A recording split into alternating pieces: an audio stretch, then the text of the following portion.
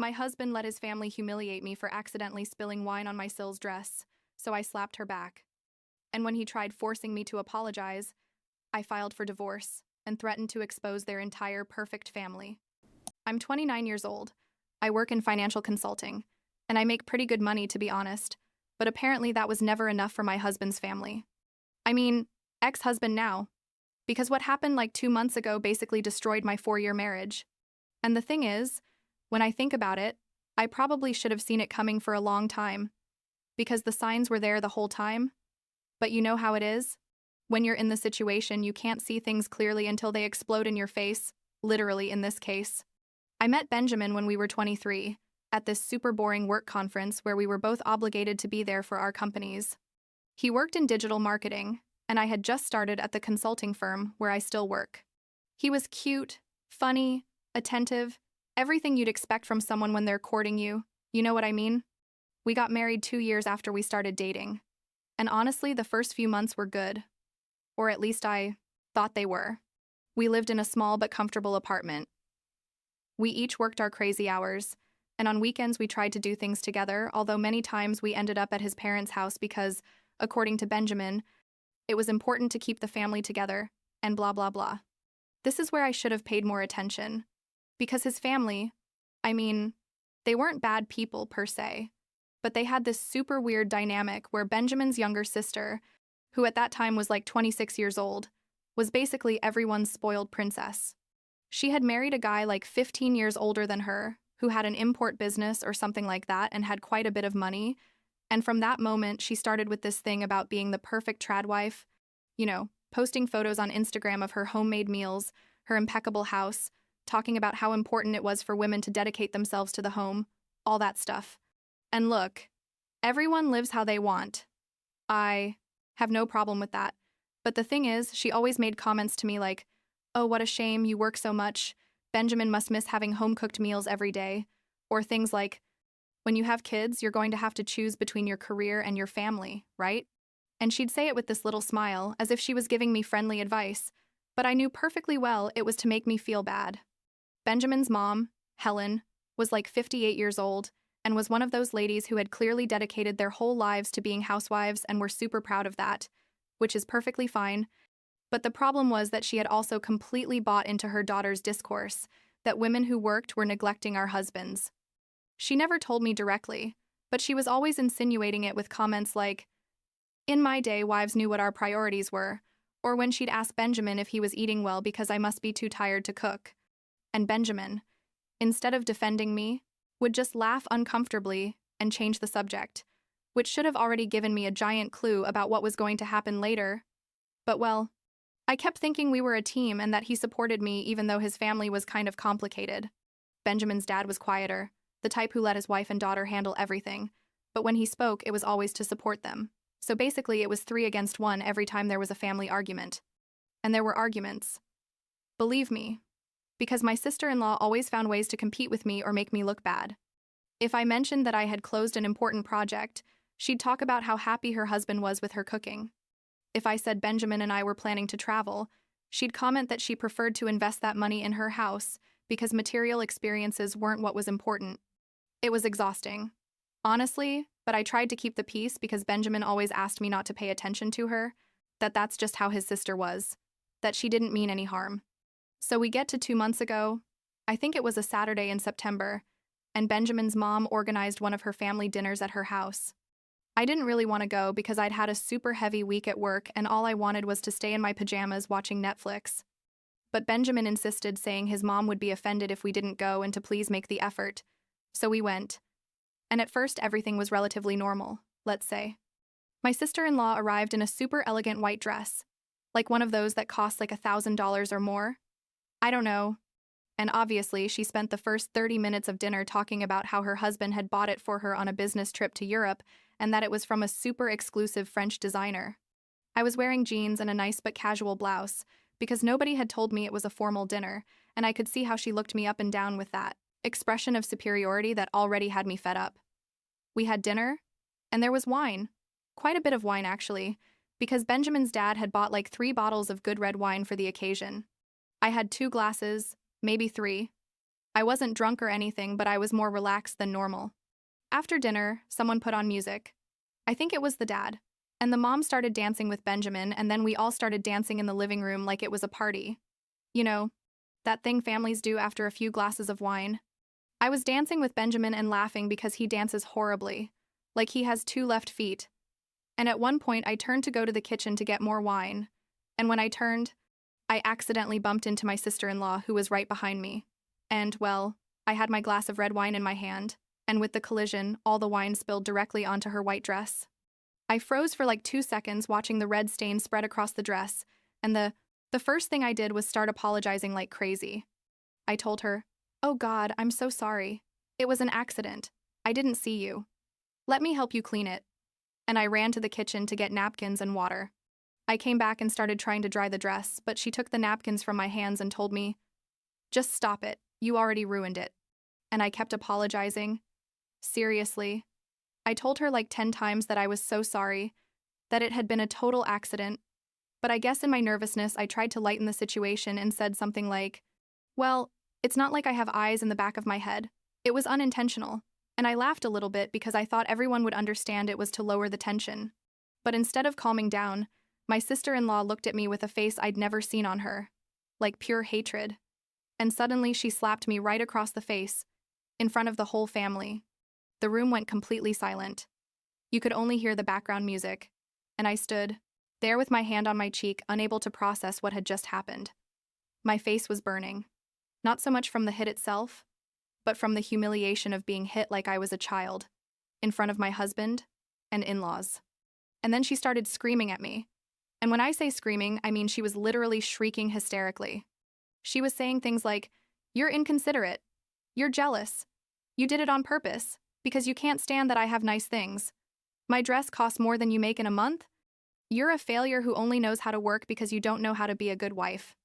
And she kept going and going, calling me everything, saying she was going to sue me for assault, that her lawyer was going to destroy me, that I was going to have to pay her not only for the dress, but emotional damages, because I had ruined her night on purpose. I tried to explain to her that it had been an accident, but she wouldn't let me speak. And the worst part, the absolutely worst part of everything, is that nobody defended me. Benjamin was standing there like a statue, not saying anything. Helen, the mom, approached to console her daughter, saying, "Calm down, my love." And Benjamin's dad was looking at me with a disapproving face, as if I had committed a crime. And in that moment, something broke inside me. Because I had spent 4 years putting up with the comments, the comparisons, the favoritism, and now they were treating me like I was the villain for an accident that anyone could have had. So, when she yelled at me for the 10th time that I was an idiot who didn't deserve to be in her family, I slapped her back and told her, "Shut up already. It was an accident, and I already apologized to you like 1,000 times. I'm not going to let you keep insulting me." I probably shouldn't have hit her. I know. But in that moment, my body reacted before my brain could process what I was doing. And honestly, I don't regret it because someone had to set a boundary with that spoiled girl. Everything exploded after that. Benjamin finally reacted, but not to defend me, but to yell at me, asking me how I dared to hit his sister, that I was crazy, that I should leave his mother's house immediately. Helen started saying I was violent, that she always knew I wasn't good for her son, and Benjamin's dad literally pointed to the door and told me to leave before they called the police. I couldn't believe what was happening. Like, they had slapped me first. They had insulted me for 10 minutes straight, and I was the bad guy for defending myself. I left that house crying with rage, not sadness, but pure anger, and I went to the car to wait for Benjamin, thinking he was going to come out to find me so we could leave together. But he didn't come out. I waited for like 30 minutes until I realized he wasn't going to come, so I drove back to our apartment alone, crying the whole way, with my face still hot from the slap and my brain trying to process how my husband had left me, stranded there, after his family humiliated me. Like 2 hours later, when I was already home in my pajamas trying to calm down, I got a voice note from Benjamin. And it wasn't an apology. It wasn't a, "Honey, I'm sorry for how my family treated you." No. It was basically telling me that his sister was devastated, that I had ruined a family night, that he was going to support her if she decided to sue me for assault, and that when he got home, I had to apologize to her formally because what I had done was unforgivable. I listened to that voice note like 3 times because I couldn't believe those words were coming out of my husband's mouth. the person who was supposedly supposed to be on my side always. That night, I didn't sleep at all. I spent it thinking about all the years we'd been together, all the times his family had made me feel less than, all the occasions when Benjamin had chosen to stay quiet instead of defending me. And I realized that this wasn't an isolated incident. It was the pattern of our relationship. I had always been the second choice after his family, and he was never going to change that. The next day in the morning, I packed 2 suitcases with my clothes and important things, and I went to my parents' house without telling Benjamin anything. My dad, who's like 62 years old and has always been my biggest support, got furious when I told him what had happened and told me I could stay as long as I needed, that I didn't have to go back to someone who didn't respect me. My mom, who's more traditional and is like 60, said that marriages go through crises and that maybe we should talk about it calmly. But even she was outraged by how they had treated me. Benjamin started calling me the next day, like 20 missed calls, until I finally answered. And the first thing he said wasn't, "Are you okay?" or "Forgive me for yesterday." But he demanded that I return to the house because his sister wanted me to apologize to her face to face and that his mom was also going to be present so I could apologize to the whole family for my behavior. I told him he was completely crazy if he thought I was going to apologize for defending myself from an assault, that his sister had hit me first, that she had insulted me in horrible ways, and that if she wanted to sue me, she should do it because I also had witnesses and was willing to hire a lawyer to countersue. Benjamin got even angrier and started telling me I was selfish, that I only thought about myself, that I didn't understand how important family was, that his sister was sensitive and I had traumatized her. I responded by yelling, because I was fed up, that his sister was an insufferable, spoiled brat, that he was a coward who had never defended me in 4 years, and that if his family was more important to him than his wife, then clearly we had made a mistake getting married. He hung up on me after telling me I was being dramatic and that when I got over my tantrum, we could talk like adults. I blocked his number after that because I didn't want to hear any more stupidity. Like 2 weeks passed where I stayed at my parents' house going to work from there, because fortunately my job is kind of flexible and I can work from home when I need to. Benjamin kept sending me messages from other numbers asking to talk, but I didn't respond because I needed time to think about what I was going to do with my life. Several friends wrote to me asking what had happened, because apparently he had been telling his version of the story, where I was the villain who had attacked his poor little sister for no reason. In those 2 weeks, I did something I probably should have done before. I looked online for the dress my sister-in-law was wearing that night. I found one that looked identical, from a French brand, like she had said, and it cost like $1,500, which, yes, it is a lot of money for a dress, but it also wasn't like it cost more than I made in a month, like she had screamed, because I make pretty good money at my job. I transferred the money directly to her bank account with a note that said, "Here's the cost of the dress. Consider this my economic apology for the accident, but don't expect anything else from me." I also took the opportunity to talk to a friend who's a lawyer and told her the whole situation. She told me that my sister-in-law didn't have any real legal case because she had hit me first. There were witnesses to that, and that my reaction had been self-defense after a physical and verbal assault that calmed me down a bit, because at least I knew I was legally covered if she decided to sue me like she had threatened. But the most important thing that happened in those 2 weeks was that I had time to really analyze my marriage without Benjamin's influence, trying to convince me that things weren't that bad. And I realized a bunch of things I had been ignoring or justifying, like how every time I achieved something at work and told him, excitedly, he'd change the subject or say something like, "That's great, honey," and then ask me if I had bought something for dinner. Or like when his sister got married 2 years ago and I didn't want to go because she had been horrible to me during the whole engagement. And he begged me to go, saying his family was important and that I was being childish for not wanting to celebrate with them. Or all the Christmases and New Years we spent with his family and never with mine, because according to him, his parents were older and needed to be surrounded by family. But my parents apparently didn't count in that equation. I finally agreed to meet with Benjamin at a neutral cafe. Not at our house, because I didn't want to be in a space where he felt in control. He arrived looking like he'd slept badly. He was probably stressed because his perfect world, where his family and his wife coexisted in harmony, had collapsed. And he sat in front of me with this expression of, "Well, let's solve this. Like, adults." He started by telling me he had talked to his family, and they were all willing to forgive me if I made a genuine effort to apologize and recognize my mistake. That his sister was very emotionally affected, that she'd had to go to therapy for the trauma, that the dress had been completely ruined, and that although I had paid for it, that didn't cover the emotional damage. And then he said something that almost made me laugh at how absurd it was, that he also owed me an apology for not having handled the situation better that night, but that if we were going to rebuild our marriage, we both had to do our part and make peace with his family. I asked him directly if at any point during those 2 weeks he had stopped to think about how I felt when his sister slapped me, insulted me, humiliated me, and nobody defended me. If he had considered that maybe I was the victim in this situation, and not his sister, who had started the whole conflict. He looked at me confused and said, yes. He understood I had felt bad, but that I had also escalated things by returning the hit instead of being the more mature one and just leaving. And that's when I knew there was nothing to save in this marriage. I told him, Benjamin, we've been married 4 years, and in those 4 years, your family has treated me like garbage constantly. Your sister has always made me feel inferior for having a career. Your mom has never stopped insinuating I'm not a good wife, and you have never, not once, stopped them or defended me. This situation with the dress isn't the real problem. It's just the straw that broke the camel's back. The real problem is that you're always going to choose your family over me, and I can't be in a marriage where I'm the second choice. He tried to interrupt me, but I told him to let me finish. I continued telling him, you paid for your sister's slap by staying quiet. You let them kick me out of the house like I was a criminal. You sent me a voice note telling me I'm going to support her if she sued me, and you weren't even capable of coming with me that night to make sure I was okay. And now you come here expecting me to be the one to apologize to them as if I had done something unforgivable, when all I did was defend myself from someone who was attacking me. So no, I'm not going to apologize to your family.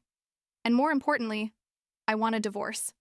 He was quiet for like 30 seconds, I think processing what I had just said, and then he started with the classic gaslighting, that I was exaggerating, that all marriages have problems with in-laws, that I was being dramatic for wanting to divorce over a silly incident, that if we loved each other we could overcome this.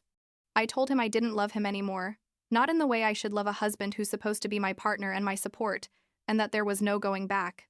I got up from the table, told him my lawyer was going to contact him to start the divorce process, and I left without looking back. The following days were weird, because it was like being in 2 worlds at the same time. At work, I kept functioning normally, closing projects, going to meetings, and nobody there knew about everything I was going through. But in my personal life, everything was chaos, with calls with lawyers, divorce paperwork, and constant messages from Benjamin alternating between begging me to reconsider and attacking me, saying I was selfish and destroying our family. And then, like 2 weeks after that meeting at the cafe, Helen decided to get directly involved.